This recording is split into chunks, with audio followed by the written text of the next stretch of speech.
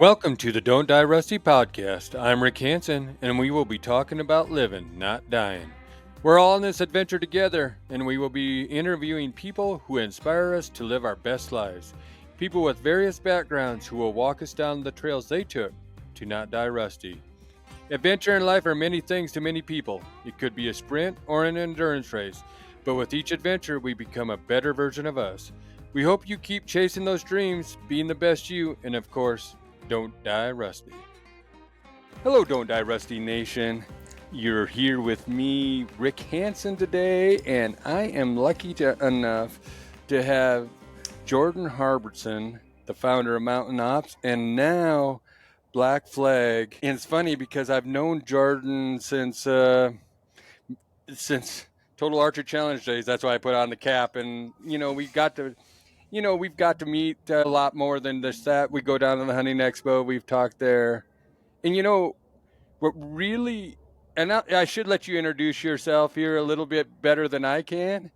But if you would do that, Jordan, tell people a little bit about yourself. And then I'm going to go into a story that really you might not remember, but I remember. So we'll go into that. So, Jordan, you want to tell a little bit about yourself? And it's also funny, his wife's name's Jordan, too.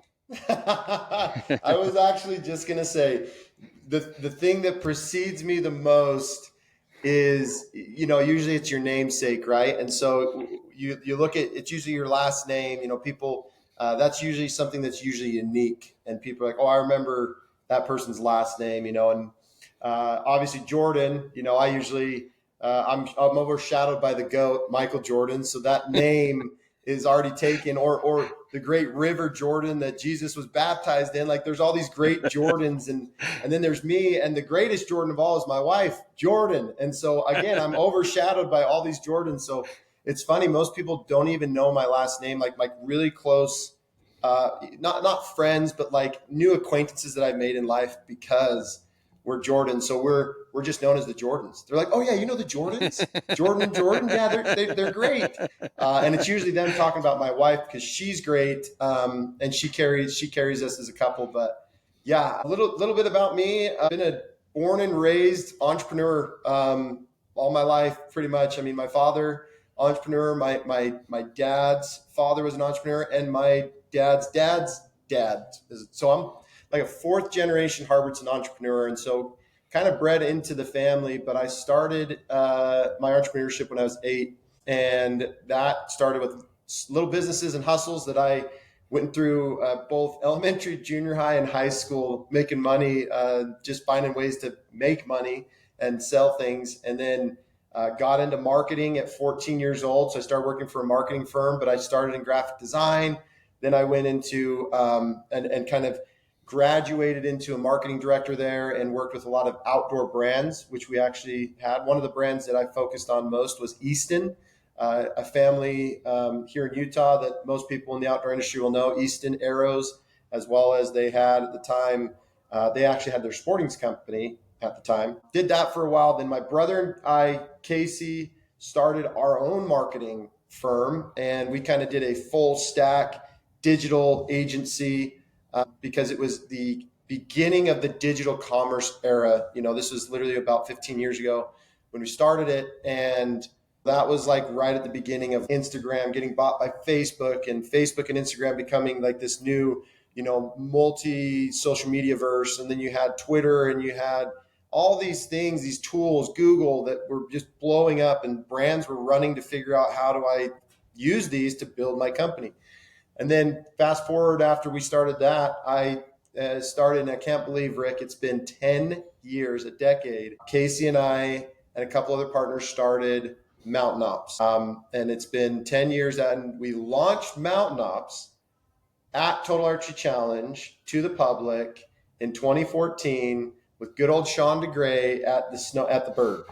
And then since then, as we'll probably get into it later, I've now since started a new venture with Casey, and it's called Blk Flg. And there's a lot there that we can cover a little bit later as we chat. But that's just a little bit about me. And that's kind of the career business side. As a father, I'll say this: I've got 4 wonderful, beautiful children. My oldest son is Peyton. My second oldest is Kenton. I've got my daughter, Aniston, that owns me, right? Like I'm wrapped up in her. And then my youngest is Lincoln. And then my wife Jordan. So we've got a wonderful family, and we're just out here in Utah and trying to live the big old dream that's been promised to all of us here in America. And that's where it's funny that you say what you're saying there because about the family and stuff, because I don't know if you remember, we were down at the hunting expo and you were talking to John Barklow at the time, and I walked up to you and we had kind of talked about how I'd like to go to New York for Christmas sometime with my wife to show her something other than the Total Archery channel. I'm she's not a hunter, but she goes with me to these places. Okay. And so every place we were going happened to be hunting related. I said, I would like to take her to New York for a Christmas, like see the Christmas tree at Rockefeller Center. You know what? You took the time to stand there. I bet we stood there a half hour or longer. And you said, you get a hold of me. I'll tell you where to go eat. I'll tell you what to do. The good places to go. And that's what I liked about talking to you, Jordan, because, like I said, these are the places we meet. But for you to take the time and say, give me a call. I'll tell you, give you some tips there, because I'd rather wake up in the middle in nowhere than in New York City. But I'd rather have a tip there. You're like, I need a plan. Like this city. Listen, and Rick, you can get me talking about New York City. I mean, I lived there for a few years, and it's a second home to me. I love the city. I lived in some of the boroughs there, as well as I lived kind of along the Hudson, up in kind of a little bit more central New York, and even all the way up into West Point, where the military college is at and facility. And I remember, dude, I remember this conversation. I absolutely remember it. Love Barklow. That guy's one of my favorite people. Like that was, for me, it's like, dude, you were literally, I could tell like you had anxiety. You're like, dude, I want to know where I can go because that city is overwhelming. It really is. Like if you don't have a plan for New York will gobble you up because with all the buildings and the high rises, navigating the city, even with your phone can be a little daunting. And there's noise and you're overstimulated from just the busyness of it all. Like it's the city that never sleeps, and it's truth. It's a fact. And but yeah, dude, I'm a foodie, so I was like, Rick, dude, I'll take you to the best pizza places, get you the best dirty dogs, the good ones, the best places to eat. Because I would always have friends go there, Rick, and they'd go there and they would be like, hey, dude, I'm here and like I'm in Times Square, like where should we go eat? And I'd be like, oh, dude, just you go down, just about a couple blocks. There's a place called Giovanni's. It's an amazing Italian place. It's just off of Broadway. Like if you go a couple blocks over, like, yeah, we were thinking of going to like Olive Garden. And I was like, oh my gosh, guys, like you're in New York and you want to go to Olive Garden? Like, come on. So, I mean, man, I appreciate you saying that. I think it says a lot about people, about how much time you're willing to spend with someone. And I think we all got a clock and a shot clock in our lives that's constantly resetting because we got a lot going on. You get busy on this or busy on that. When you're having a conversation with someone, I know I think sometimes people are unintentionally a little maybe not as engaging, and that can be personality. But dude, my problem is this. You guys are going to find it out on this podcast. I talk a lot. I like to talk. So if I can get into a good conversation with Rick talking about New York, we're going to have it, dude. well, I mean, that has set with me, and I bet that's been 3 or 4 years ago, if not longer. Yeah, I think it was probably.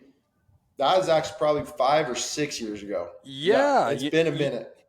And that's why I try to do this podcast too, is because the impact I try to get impactful people, and when you impact me, that I can remember that single conversation that we had that long ago, and how it to take the time to just get out that information about pizzas and dogs and all kinds of stuff, and this is how you should do it. That impressed me, and it makes you don't know what you do to people until you hear that. You wouldn't have you wouldn't have known how it impacted me at that time, but it did. And that's why, like, this is where we go, because like you said, I met you. I I snowbird, probably, because I remember because I never miss a snowbird tack. I was going to say you're a veteran. Like I am. it's you are not going to miss a year. It's I would say that the guys that I think have never missed a year at the Bird, right? When we were Yep. always doing it at the Bird. Yeah. You and Isaac Aliman. The Yeah. two of you are like, and his son Junior, like every Yep. year you're going to see Rick and you're going to see Isaac always at the Bird at Total Archery Challenge. And it was such that place is special because that's where Total Archery Challenge was born. Yep. And that's where Mountain Ops was born to the public. Most Yeah. people don't even know this, Rick, but at the time, this was in 2013 as we were ideating and creating. And then in 2014, early in 2014, when we kind of dialed in everything we wanted to do and we had the brand name, I came up with the name of the company. My partner Joel designed that beautiful MO shield that everybody iconically knows now. Casey worked effortlessly to develop a brilliant plan to come to market with. And then we sat there and we're like, I remember this was in June, and we're like, dude, where and how do we launch this to the public? And we had a salesman that was working for us at our marketing firm because we had started Mountain Ops while we were still doing our marketing firm business. And his name was Rich Coles. He actually owned a company at the time called Hunter's Nation that he has since sold to. I can't remember the gentleman locally that's very politically involved in wildlife conservation, but Rich had a Hunter's Nation booth at the Bird, or the Total Archery Challenge back then. And so he said, hey, I've already got a booth. If you guys give me a cooler and some samples, I'll just sit there at the base as they come off the mountain, because they always come down off the mountain right here before they drop down the zigzag and then go down to the base. I'll just make sure everyone gets one. So this was literally the day before the event, and we're like, okay, let's do that. So Casey runs to Home Depot, literally buys, and I've got a picture here. I'm going to pull this picture up. So for anybody watching the podcast, you guys can see this picture as I explain it, and I'll obviously articulate it for those of you that are listening. But Casey runs to Home Depot and grabs a orange Home Depot cooler, because our color was orange. I ran to Alpha Graphics and bought and built a sticker that would go over top of Home Depot's logo, so it looked like it was our cooler. And then we filled it and mixed it, and we ran it up the mountain. And this is the very first picture. This is the historical picture of when Mountain Ops was first launched to the public, right there. Holy moly! See, that's Rich with his Hunter's Nation T-shirt on. That's the cooler, and that's Mountain Ops sticker over the top, and that's him handing it out to all the shooters. And so, this is an iconic. This is like I said, this is historical. This is the first picture of Mountain Ops ever being introduced, ever being in the public. And it was at Total Archery Challenge at the Bird, where you are a legend at. Well, I don't know about that, but I know I have fun there, because I believe, I look at all these things when you go to a TAC and everybody seems to be serious, and I'm thinking, foam doesn't bleed, and you can joke around, and I think you've seen it. We get in each other's faces when we're trying to shoot and make fun of each other. It's just and then it's funny, and I'm not trying to be something or not, but you were there. Like I had a speaker on long before a lot of other people, and we'd have those happy songs coming down the trails, and.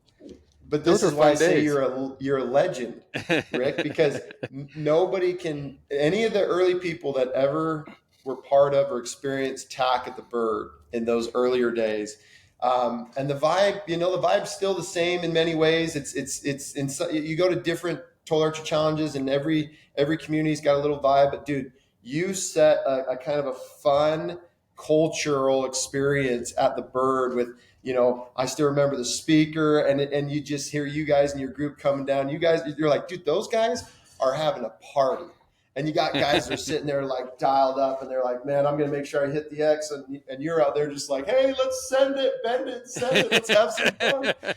And so I think, again, like it's a mentality thing. I mean, you can have fun being serious at TAC, but you can have fun playing music and having fun with the boys and the girls. And so, it's a special place. And I have a lot of, I know you do too. I have a lot of love and a lot of appreciation for Sean DeGray. He arguably, and I've said this to many people, I have a lot of favorite people in my life. Like, you're one of my favorite people. He's one of my favorite people. You get to know Sean DeGray, and he's just the most genuine, kind, thoughtful, serving, funny, and loving person you would ever meet. And what he's done with Total Archery Challenge, what he took it from, what you saw early on, and what it's become, is all credit to his vision for what he wanted to accomplish with it, and all the help of Monica and the entire Total Archery team, and all the man hours that went into setting up targets on the mountain, taking them down, setting up the base camp. Like, there's so much work that goes in that event. Everybody just shows up with their ticket and their bows and their arrows, and Monica and the crew are just checking everyone in, and then you go and have the best day on the mountain. And I don't think people understand what it takes to set that mountain up so you can just have a day on it, right? And just shoot those courses. So Sean's one of the good guys. Love that dude. He is, and people don't realize that too. And I try to tell people all the time, because here's, when you're talking about the good person, Sean DeGray, when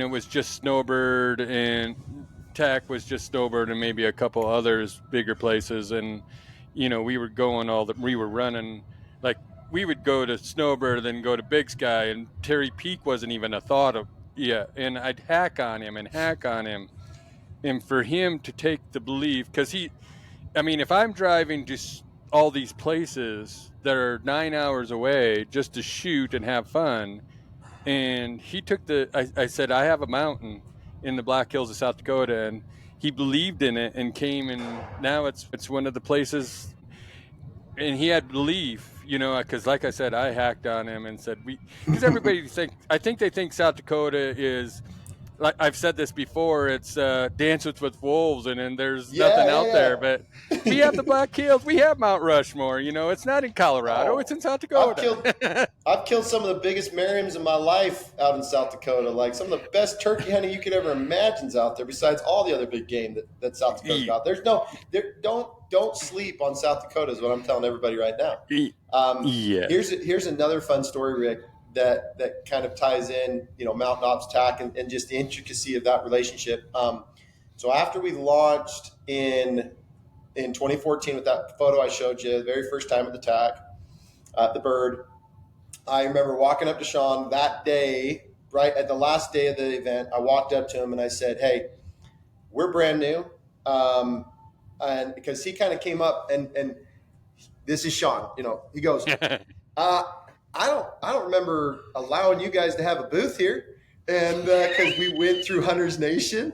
And so I remember him coming up in his Sean Wayne. He goes, yeah, I don't remember giving you a booth. And I said, well, I apologize. Yeah, we went through Hunter's Nation. Rich, he let us come and he handed all this out.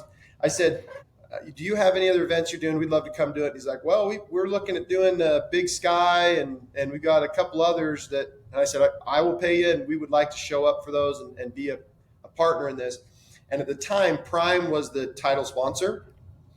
And I looked at Sean and I said, and also I'd like to talk about title sponsorship. And he said, Prime's pretty much got that locked up. And I said, well, I don't want to be disrespectful in any manner. If you've got a long-term contract with them, I'd just like to pitch you an idea. And I shared with Sean right there my vision for Mountain Ops and what I wanted, what I was hoping it was going to become, which is Casey and I talked. We wanted to become the Red Bull of the industry. Truly, we wanted to create an energy company like Red Bull that had events and experiences and was drawing people towards these meaningful moments in their life that we could promote through partnerships and event strategies and gathering people. And so I was like, this is a perfect place to do it. So I said, I would love this to be fueled by mountain ops, and I'd like to talk to you about that. And he said, that's interesting. At the end of this year, maybe we can talk. So Sean and I get together at the end of the year. I sit down with him. He comes to our office in North Salt Lake, and because this is what was fun is my marketing firm had built Sean's website. So as a marketing firm, we built his first Total Archery Challenge website. Then all of a sudden I show up as Mountain Ops, and he's like, who are you? Are you Zulu 6, the marketing firm, or are you Mountain Ops? And I was like, hey, we still are a marketing firm, but we've started a brand called Mountain Ops. I'm not telling anybody that I own it. In fact, Casey and I didn't even let anybody in the community know that we were the owners of it for like 8 months. We kind of kept it under wraps. And we did that because we didn't know what we were going to do with our marketing company, and we didn't want to have any of our clients upset that we're over here running this other brand, and competing against our time. So fast forward, I talked to Sean and I say, this is what I'd love to do, man. I pitched him a hard game. I said, I would love to be the fueled by Mountain Ops. I'm going to put everything behind this. I'm going to bring influencers, ambassadors here. We're going to document it, film it. And I want to be a partner with you on this in terms of blowing this event up together and making this a big thing. And Sean's like, well, I need dollars. And I was like, dude, I don't have any dollars. And so he was like, all right, we agreed to a term to where if I could deliver everything I promised him, he says, it'll be the prime Total Archery Challenge fueled by Mountain Ops. And this is truth, guys. This is the history of it.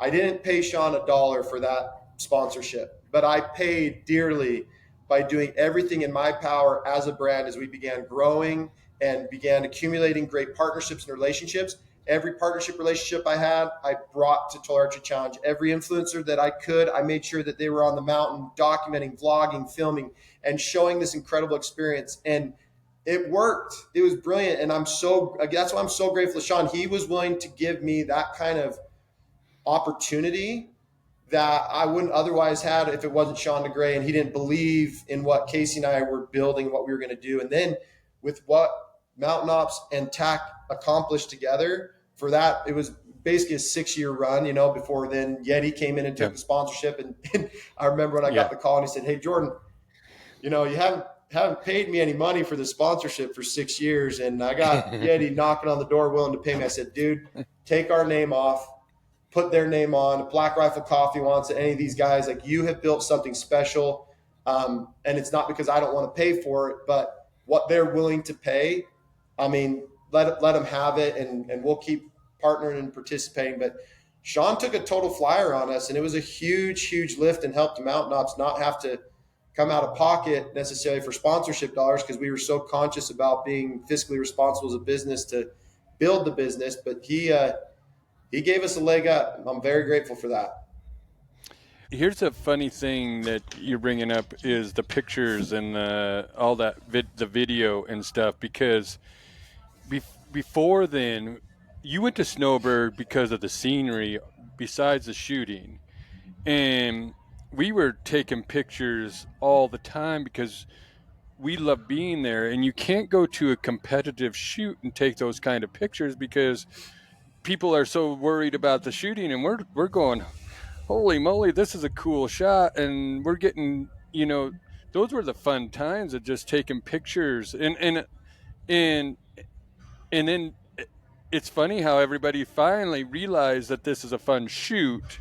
Yep. And all these pictures and that were coming out. Some people say they don't understand how Total Archery Challenge can work because it's not a competitive shoot and this and that, and why do you want to go break arrows?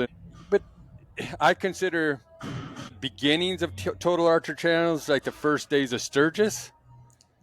Bike rally, because it's kind of the wild days of, not really wild days, but you'd go down and you'd eat there. Everybody hung out. There was no egos. Everybody was just together. And that, because I've had people, how do you know these people? Just hang out with them, I mean, that's the way it was. And that's the cool thing about TAC.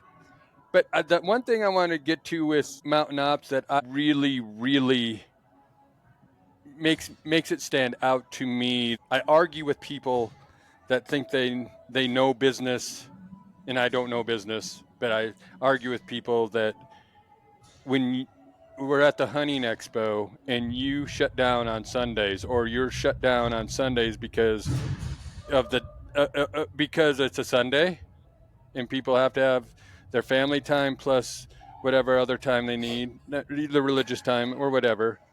And that to me says something that a lot of people don't understand is it just sets you apart. And that makes that I try to, I hunt. I don't have a business, like I said, but I would actually support more businesses like that because of the family aspect, because of the religious aspect, whatever aspect that but I have to give you kudos for that, man. That takes a lot. That was, that wasn't an easy decision too, as a partnership, just in terms of like, because as you saw, when we first got in the Western Hunting Expo, our very first booth in 2015 was a small 10 by 10 booth that we had this big old truck we had built with the Diesel brothers, a screen, two little stands with supplements on it, and three tables or four tables with shirts and hats. And we were just hustling. And if you Yeah. remember in 2015, the entire hall had orange bags and hats and shirts because Casey and I did that deal where we said, give me your hat and I'll give you this half off. Put this shirt on now, you get it for half off. And so people are just changing their clothes right there in the booth. Yep. And all of a sudden, overnight, you've got Mountain Ops taking over everything. And that caught Ray's attention, Ray Crow at MDF, Western Hunt or Western Hunting Expo. And we started a partnership again, just like we did with Sean. I sat down with him and I said, here, I got a vision for the Western Hunting Expo. I want to be the biggest booth here. I see Doyle down there, Moss. Yep. And I think it's great. It's a beautiful museum of great animals and successful hunts. I want to be the party. I want to bring the energy, and I want to be a staple here, and I want to be the end cap, if you will. And that became our long-term partnership where we, and Ray will tell you this, strategically every year we work together, and I and him and our team helped build that entire hall together, where we always were the anchor at the end that kept pulling the show farther and farther and farther back. And, it's funny because as it started, I was like, hey, I kind of like this spot. And he's like, I know you do, but I need you to go back there, and I need you to pull people back there. And it was a beautiful thing what we did over those years to really grow the show with their team and to really bring a different experience. And the big thing there was, like you said, the decision to not do that on Sunday was a partnership discussion and decision to kind of respect our families and workers, to allow them the opportunity to, if they wanted to go to the show, they could, and they didn't have to work it. And if they wanted to spend time with family, that's where they should. And from a religious aspect, if they wanted to go to church on Sunday and have that opportunity and didn't feel pressure to need to come work, then we wanted to allow that. And I actually had a really cool experience. And you want to talk about companies that you support or individuals that do this. So I think on a scale that's within the hunting industry, we I'll be honest, we got a lot of resistance for doing that. We got a lot of negativity for that. We had a lot of people not like us that we did that. And then we had the complete opposite, where a lot of people like yourself appreciated it, adored it, and it spoke volumes for when we were silent and not doing anything on that day. But I actually had an opportunity. I actually have a good friend, Dan Cathy, who is actually the Cathy family owns Chick-fil-A. And I got to know the Cathy family through my time when I was spending time at Dude Perfect. And, Chick-fil-A, they run the same thing. They run the same model. Here is a multi-billion-dollar empire of chicken, right? And every Sunday you can't get the Lord's chicken. It's not available, right? Because they do that, and they've caught, over all their years, they've caught so much flack. And I remember when I was sitting down in Dan's office in Georgia, I had some time to sit down with him one-on-one and ask him a bunch of questions about, the family. His dad, Truett, who started the company, him now running it. He was just preparing at the time for his son, Andrew, to take over and be his successor. And I was asking him, I said, Dan, I just got to know, like, as you're going to be leaving the helm of Chick-fil-A and moving on, and your son's now going to take over, what do you feel like, and what do you hope your legacy that you've built after your father has been or will be and will be remembered for? And he just looked at me and he said, Jordan, service. And he says that to me is the whole reason why we say my pleasure, and the whole reason why when you go to their office, the Chick-fil-A headquarters, in the actual uh, entry there and waiting area, they have a statue of Christ where he's washing the feet of one of his apostles. And that is what Dan says is the whole entire culture right there. That embodies the culture of Chick-fil-A. And it was really fascinating to spend time with him and be inspired by this opportunity to become friends with a guy like Dan Cathy and to experience, what the family's built over so many decades, and the fact that they have stayed true to their beliefs and they have not wavered based on public opinion, peer pressure, or anything else. They've said, we are who we are and we stand for what we stand for, and we're unwilling to yield it. And his whole thing was service. And I thought that was so cool. And so, yeah, I appreciate you saying that. And I think sometimes that the intention behind that was in no way to try and do like to do any virtue signaling at all. Obviously it comes across that way because it's such a strong stance that you take or make, but it was never our intention to be like, oh, let's do this so everybody thinks we're holier than thou or better than thou. I mean, no, it was just a decision that we made. And listen, it wasn't one that was widely accepted, but we made it. And sometimes decisions like that in business and in life are tough to make, but you got to stand by your values and you got to stand by your core and who you are. And you can't surrender that. You just can't, because you'll lose yourself. You lose who you are. So now I'm going to transition because you just said that, because what you just said is like, it's becoming the best you.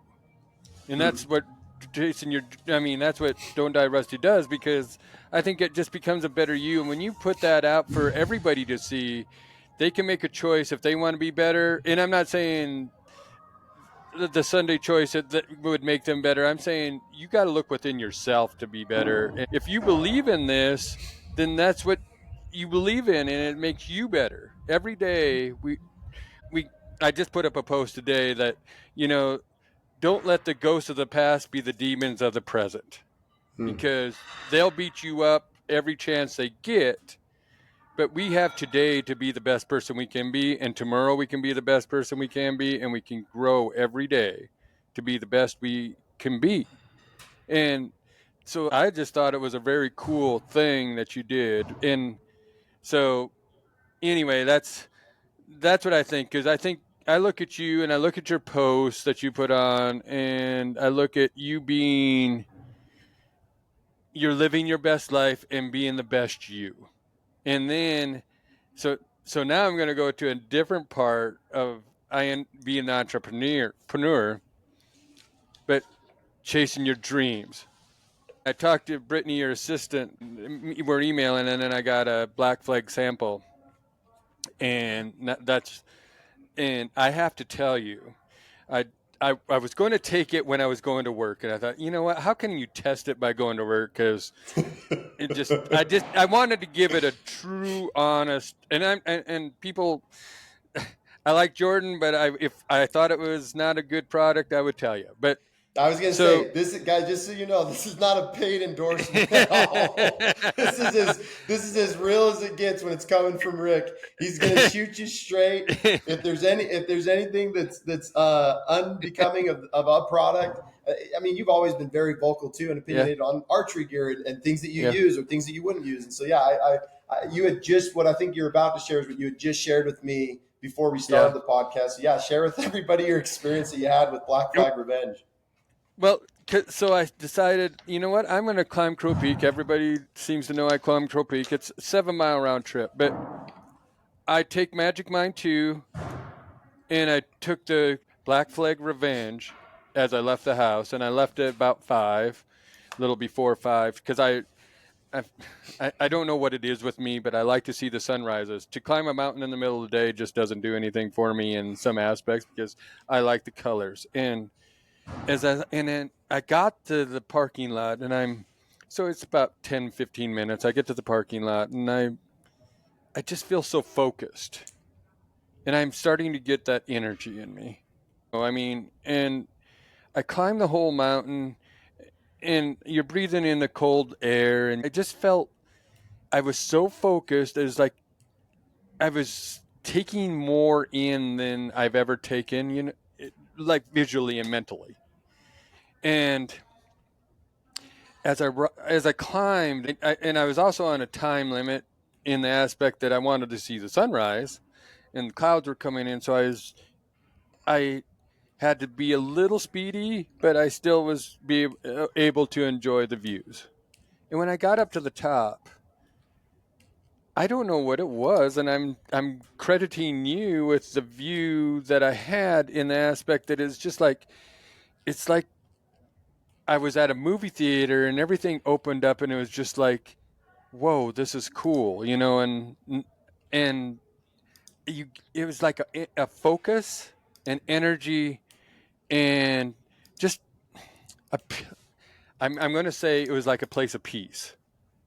I mean, I've had these when you're sad and you need something open, but it was just like I found this peace in myself, and I bet I was up there an hour then enjoying the views.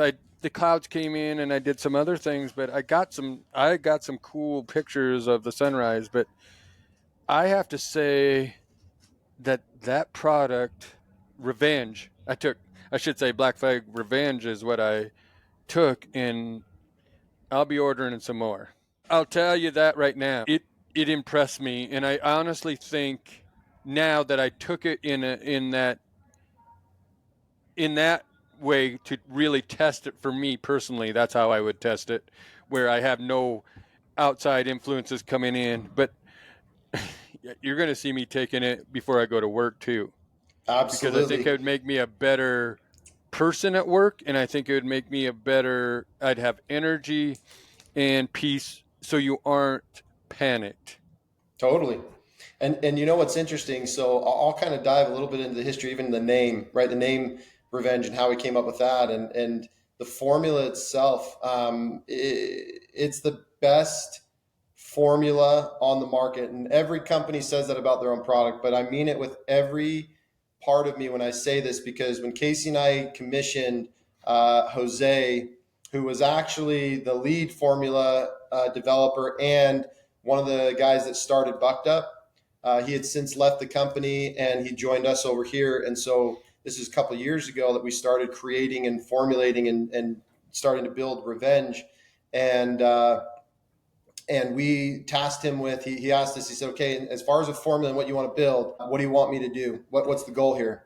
And 7 years ago, Casey and I developed Mountainops Ignite, which a lot of people are familiar with. It's our number one best-selling product there. And at the time that we were inspired, Casey and I were inspired to do that product. Here's actually a fun, cool history about Mountainops Ignite that most people won't probably know unless you hear it from me or Casey is Ignite was actually originally going to be Eva Shockey's pre-workout. She was one of our main promoters, and I was building out some products for her signature line. And I called her and I asked her, like, what is it that you want, in your line? And she says, you know what, I don't take that Yeti. That's too much for me. I'm a woman and I got a small body. That's too much in my body.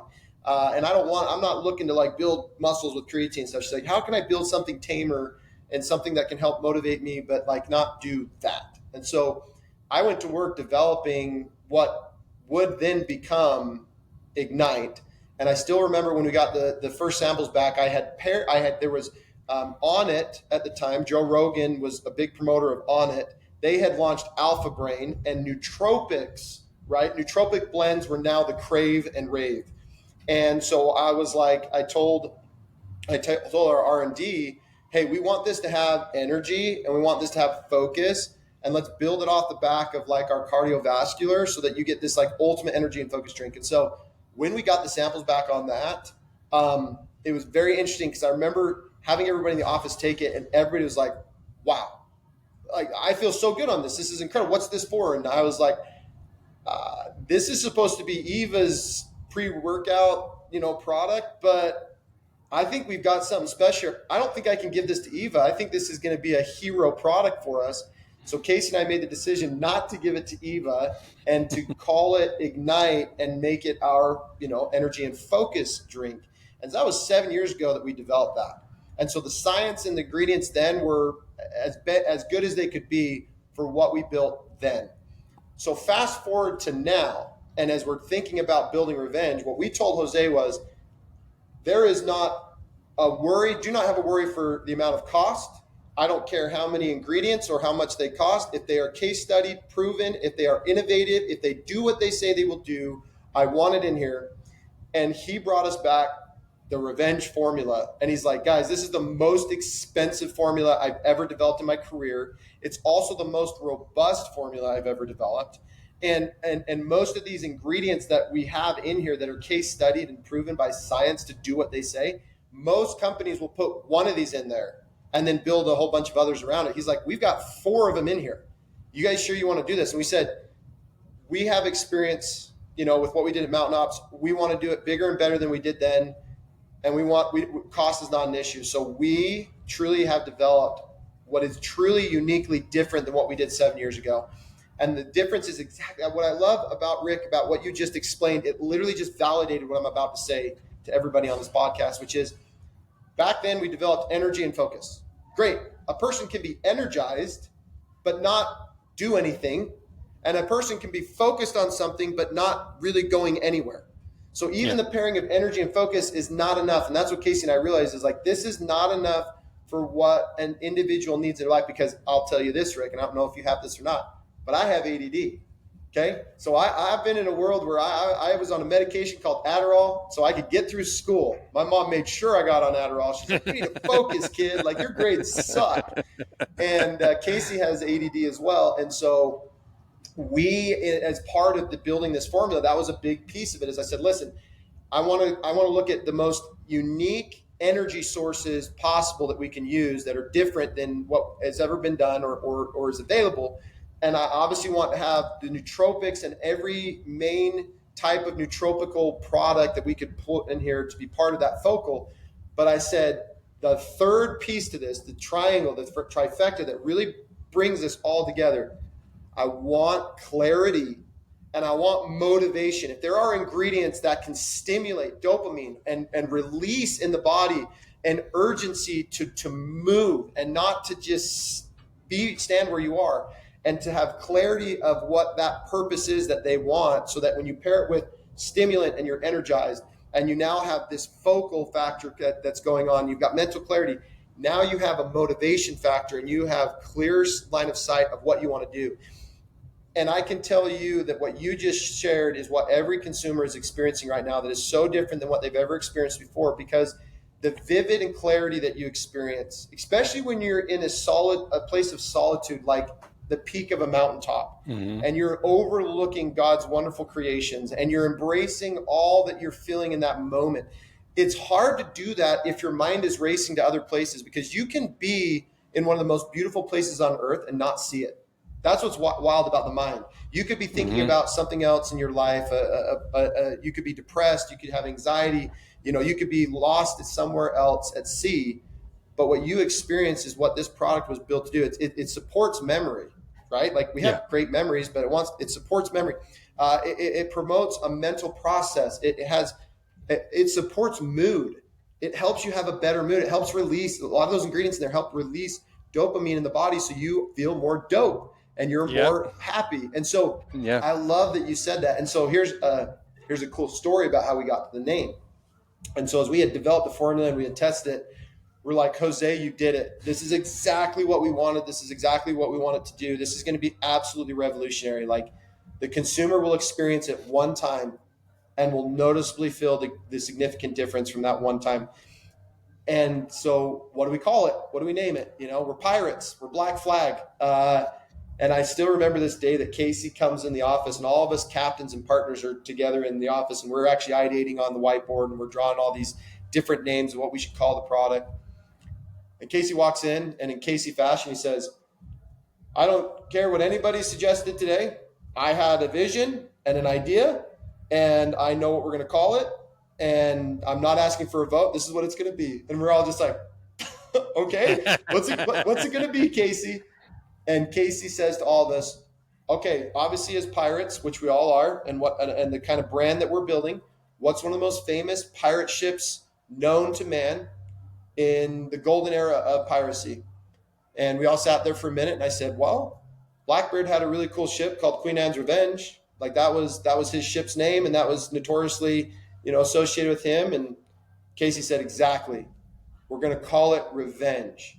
But this is the difference.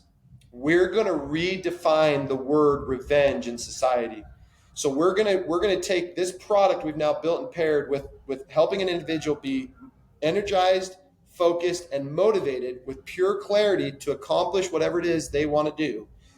And we're going to help them get revenge on all the distractions in their life that take them away from becoming the best version of themselves, by taking them away from the best journey they could ever venture, by taking them away from the things that will take them away from things that are most meaningful to them. And so he's like, we are going to get revenge on a fuzzy mind, on anxiety, on depression, on mental illness, like on lack of motivation, on lack of purpose. He's like, we will get revenge. And dude, we're all sitting there and I'm like, I'm in. Like, I'm ready to run through a wall. Like, let's get revenge on all of it. And so that's what's interesting is Black Flag Revenge.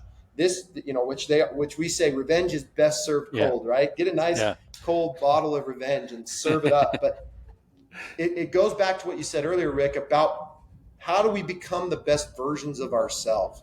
How do we pursue a better and seek to be better, right? And so this whole pirate mindset mentality that we've developed and we're developing now at Black Flag is all based on what we call enriching the crew. Any good crew, any good ship had a great crew and was able to navigate the seas at large.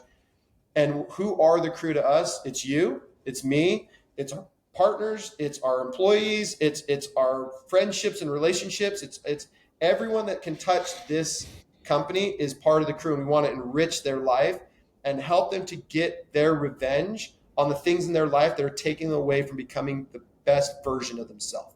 That is the mindset mentality now, and that is what we hope by raising a black flag in an individual's life. That is why we called it Black Flag. Casey came up with the name Black Flag because, one, him and I have always been obsessed with pirate lore. And so when we wanted to do our new venture, we both talked about it. We're like, let's do a pirate brand. Let's do a pirate company. And so he's like, let's call it Black Flag. And like we did at Mountain Ops, when I came up with the name Mountain Ops, I acronymed it MTNOPS. And just as a fun fact, I came up with that name because I was inspired by Mountain Dew, which is my favorite drink. So everybody's like, how did you come up with the name Mountain Ops? Well, Mountain Dew played a role in that. MTNDEW, MTNOPS. But we're Blk Flg. And again, in maritime, back in pirate days, it was intentional as a signal of color. When you raised a black flag, it was a signal to all within sight of the intentions that you had as a ship to either not engage or to engage with that vessel. And raising the black signaled an intention to engage and to be intentional about what you want to do. And pirates back then would fire one across the bow with a screaming cannonball screeching through the air across their bow to give them fair warning and say, we intend to come and take what we want. We're either going to take what's in the hole. We might even take some of your crew. They want to come join ours. And we might even take this ship, and it was interesting back then because pirates were fighting against the empires that were taking over the world, the French, the Spanish, and the English. And what was cool about the pirates back then in Nassau is that they were on all fronts fighting and disrupting 3 different empires, their trade routes.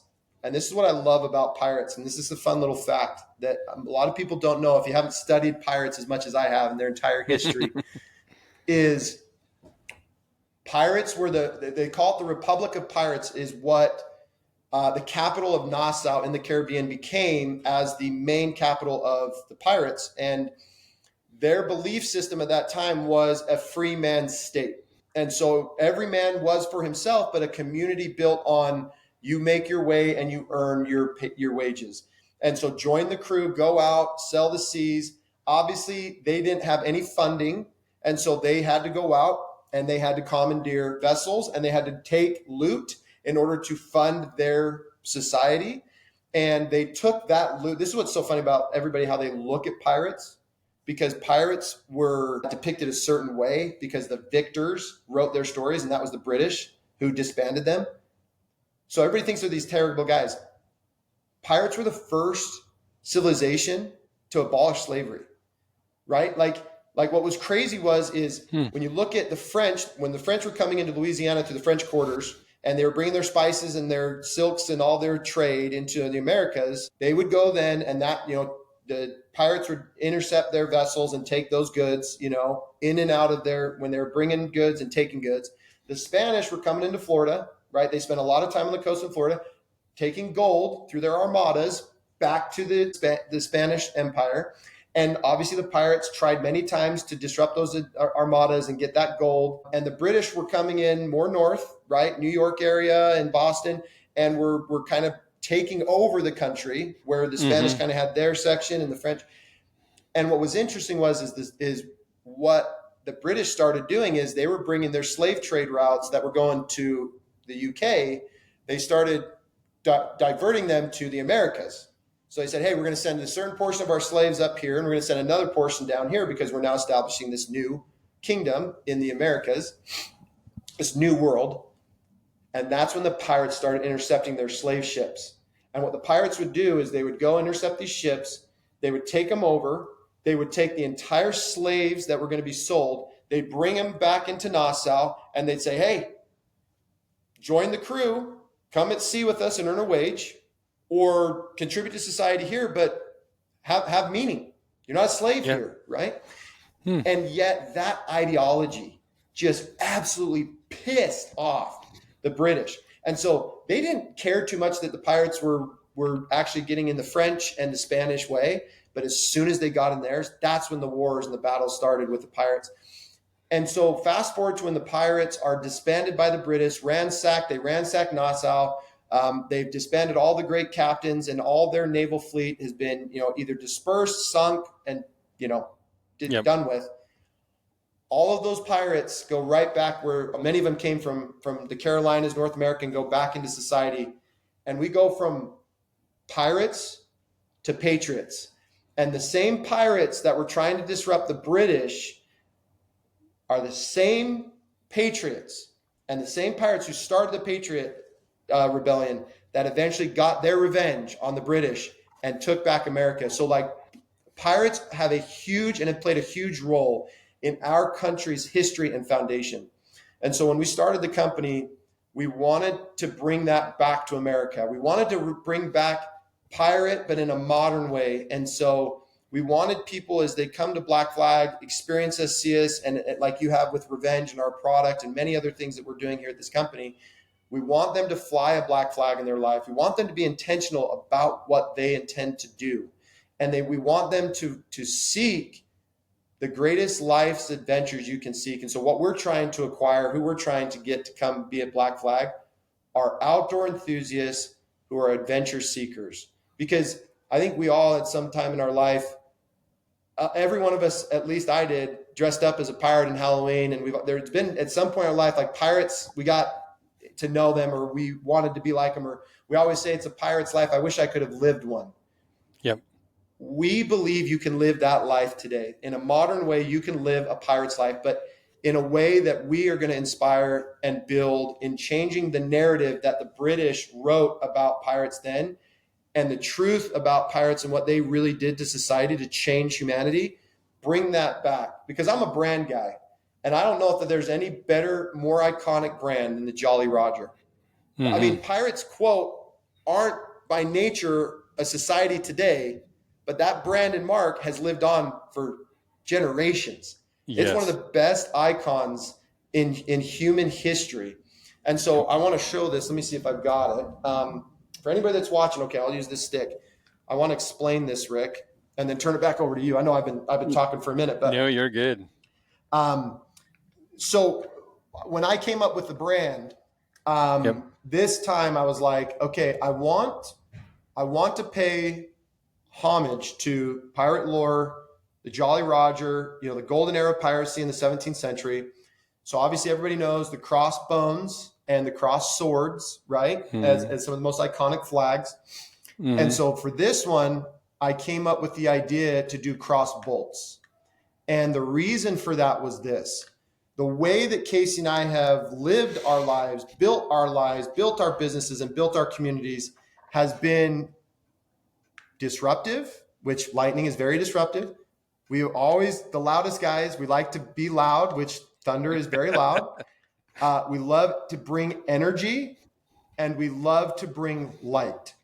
And X marks the spot, right? So all of this logo and this symbol right here at the bottom is all intentional about the embodiment of what I just shared our beliefs are, and showing that in an iconic way. The skull itself has meaning too, because when I was developing the skull, this is crazy. People think I'm insane, but we went through probably 30 different iterations of eyes, sockets.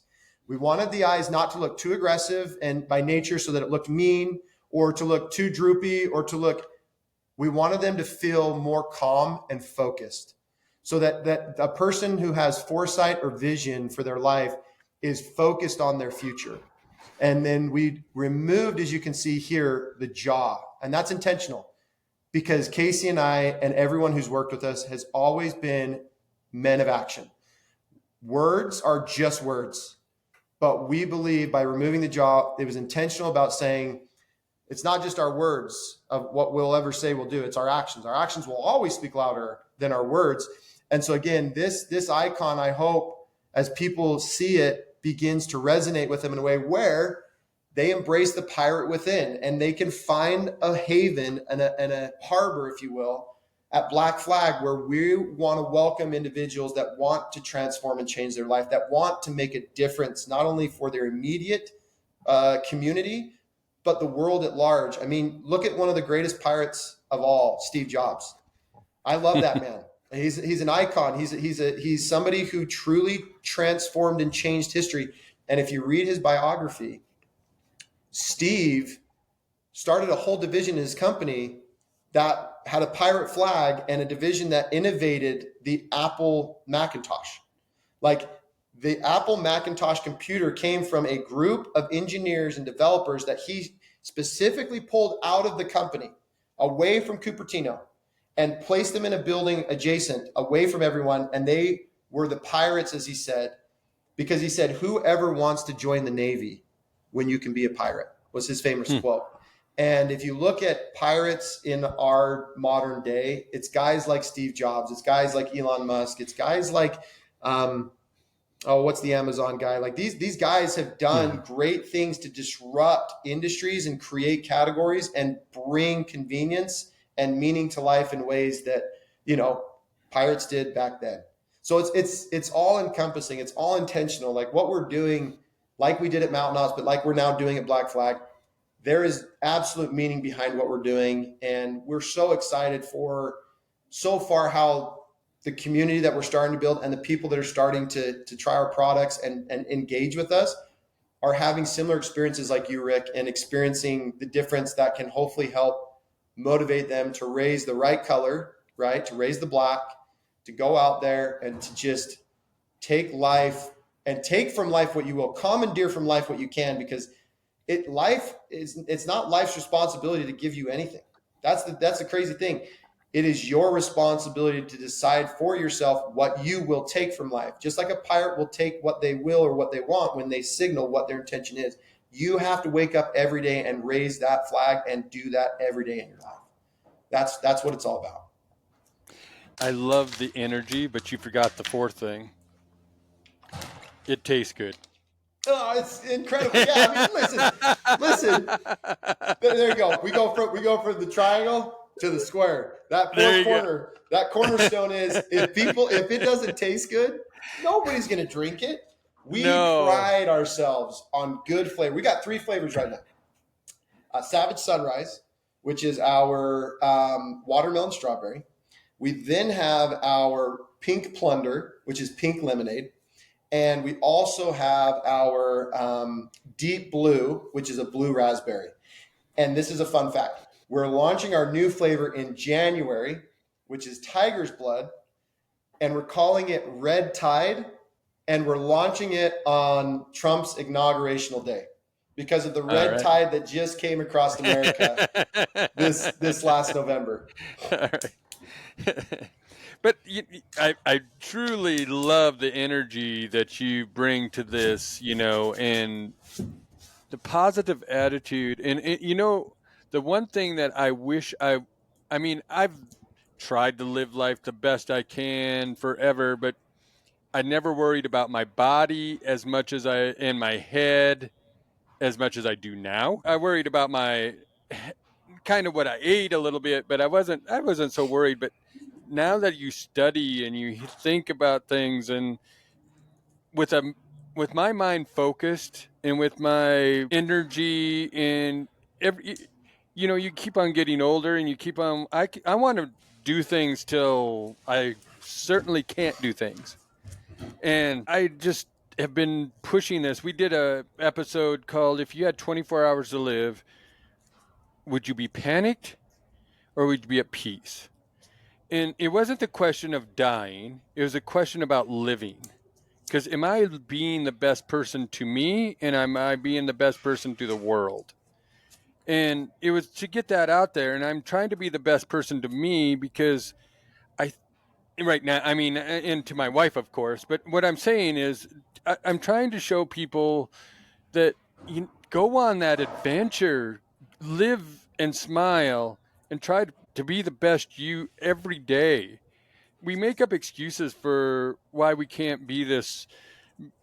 I'm in a bad mood today. Well, you know what? You can change your mood at times. I understand that things happen and you might not be at the top of your game, but taking a revenge can maybe help that out. Maybe you're just a little bit tired, or maybe you're not focused, and maybe that's putting you in a bad mood. But where I'm going with this is like, I want to go on as many adventures as I can until I can't. And I laughed when you said the skull and crossbones, because maybe that's that's probably how you got to know me, because I'm just loud at times. You and me are the same, dude. We operate not at volume 10, we're at volume 11. You and I, Rick and I, if you get us together, we're one louder than everybody else.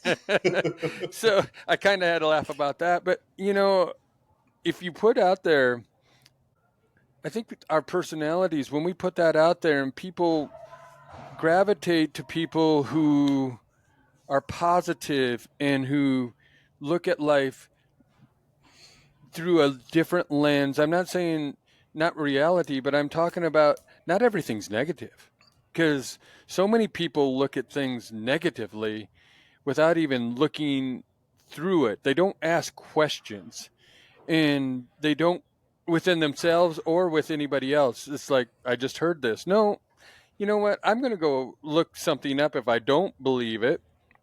But that's why I love listening to, I love my podcast, of course, but I like listening to others, and they give me things to think about or look up. And why can't we, like, nutritionally or physically, or chase those dreams, or inspirationally? We need to look at these things through a different perspective and chase these dreams that we have. And I just get so worked up about it because I see so many people that just flat. There's no mountains in their way. You got to climb that mountain, or you're never going to get to the other side. Is where I want to go. And then my problem is, and I think this is your problem. You climb one mountain, but you want to climb that other mountain across the valley, and then, oh, I saw this view. I want to climb that other mountain. And I'm never satisfied. Like, that's my wife always tells me. She's like, Jordan, I feel like every time you have, you envision something or you want to manifest something and it manifests itself and you actually accomplish it. I'm thinking to myself, he's arrived. He's going to be satisfied. He's going to be content. She's like, and then the next day you wake up and you tell me this whole new dream and this whole new vision of what you're now going to build now that you've accomplished this. And I said, honey, it's my nature to do that. I don't know any other way than when I've accomplished or I've arrived at one summit and I've reached the peak, I'm looking to the next, right? There's always another peak to seek. There's always something else that I can do. I don't know that my body will accept the idea of this retirement thing. I don't know that my body will accept the idea that I will relax or to will not be doing or doing something. I mean, I think in life, some of the things that are most difficult for people And where they lose some of their way is they stop learning, and they stop. I mean, knowledge is everything in this life. Like, we literally have a brain for that whole purpose, to retain information and then utilize that information to do things. And if we're not learning and we're not seeking, then we're not journeying. We're not, like you said, at the very beginning of that statement, we're not living. We're dying, because that's the fact. Like, the reality is this: what is behind you is death. He's over your back. He's got his hand on it. He's like, hey, I'm going to get you one day. Okay. And he's behind you. So death's not in front of you. He's behind you. And the only way that you put him in front is when you stop moving. But if you're moving in a forward direction, if you're going somewhere, death is behind you. We are all decaying. We are all dying. But what's in front of you is a life that you can live. Are you living your life, or are you dying? Because the thing is it's all perspective, to what you just said so well. It's all the aperture. It's all the optics. It's all how you perceive it and see it. And I think what people need in life most of all is meaning. And one of the things that I think that it's hard sometimes as individuals, because we're always in our own head and we have our own voice. And sometimes that voice, I'm going to be honest, is an asshole, and is honestly a voice that can talk you out of everything and can sway you from doing things. And so every day is a challenge. But here's the reality: like any journey, there's milestones along the way. And I think one of the things I love that you've said often in this podcast is chasing your dreams. And what I've always kind of said to people is tackle your dreams. With dreams, they're fun when you're asleep. And honestly, when you're asleep and you got your eyes closed and you wake up, you're like, man, that was a cool dream. Or you got your eyes open and you're daydreaming. It's cool. You can be sitting or laying down and you can have all these cool dreams. But don't just chase them, because you may never catch them. Tackle them. Because when you grip them and rip them to the ground and you own that dream, it becomes reality. It's no longer a dream. It's realized. It's yours. It's now your life. It's now what you're doing. And so I love when you say that, because that's what I think is what people need to make sure they have ahead of them. Have meaning, have purpose, have intention. Define who you are. Don't allow others to define you or decide how you want to live your life. Like, the influence of peer is a beautiful thing, but honestly, it's also a very terrible thing. There are people around me in my life right now, in this moment, that are very close to me. We're talking like friends. We're talking family. They're toxic, and they want to talk me out of things, or they want to tell me who I am because of who I've been in the past, not because of who they see me today. They see me through the version that I once was. They can't accept the new person that I'm becoming. And there are all types of people in your life that look at you that way. And part of that is because some people aren't cheering for you. They aren't really rooting for you, and they don't want what's best for you. And that's family members. That's friends. That's associates. And it's hard to discern who those people are. But when you begin to identify them, it's so important in your life that you begin to remove them or to isolate them and to protect yourself from them, because they will intoxicate you to a point where you won't believe that you can have anything more, or you won't have a dream. Or the dream that you share with people, I always say, be careful who you share your dreams with, because some of the most closest people in your life will tell you can't do it. They'll tell you that that's not obtainable. And it's self-projecting their own insecurities and inabilities on you, because they're like, crap, if he does it, that means I'm not doing it. So that means I'm not as good as I could be. And it's a self-reflection of themselves, outwardly expressing themselves in hopes that you won't, so they can be who they are, which is not who they need to be. It's a crazy world we live in, Rick. It really is. But I love the intention behind your podcast. I love why you're doing this. I love that everything that you always say, and this is since I've known you, you're that guy. Everybody who knows Rick knows this. And that's why it's like, you don't have any dust on you. There's no rust. You're just this beautiful chrome that shines bright for everyone to see. And what's cool about chrome, right? This is what's cool about rust and chrome. Chrome is a surface that, when polished right, one can see a reflection, right? One can also, it reflects what it sees or what you see. It also is something that bounces light. And so when we think about ourselves in that light, We want to be as bright as we can be, so that not only can, when they're around us, can we reflect and project on them a better version of them when you're with them, but we can also emit and share light with others. When rust comes because of maintenance. It's because of lack of maintenance in our lives. Rust erodes the chrome, it erodes the metal to a point where those things that were so brilliant and vibrant are now lost. Like you see a truck that's sitting out in a field and it's rusted. But here's what's so cool about a truck that's rusted in the field, sitting and decaying and rotting. When somebody can find that truck and see potential in it, they'll take it from that field, they'll put it in their garage, and they'll restore it. And they'll rub the rust off, and they'll bring out the chrome, and they'll paint it, and they'll restore it, they'll resurrect it. And I'm going to share something right now with everyone. There's no greater person, no better co-pilot, no better person in your life that you could have that could not only restore you than your Savior.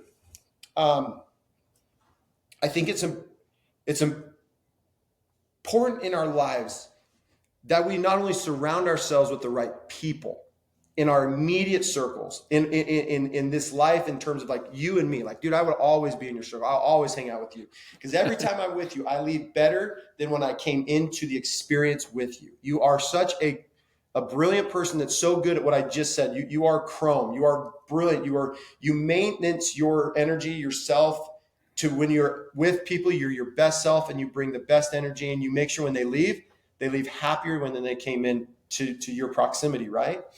And I think the Savior is an important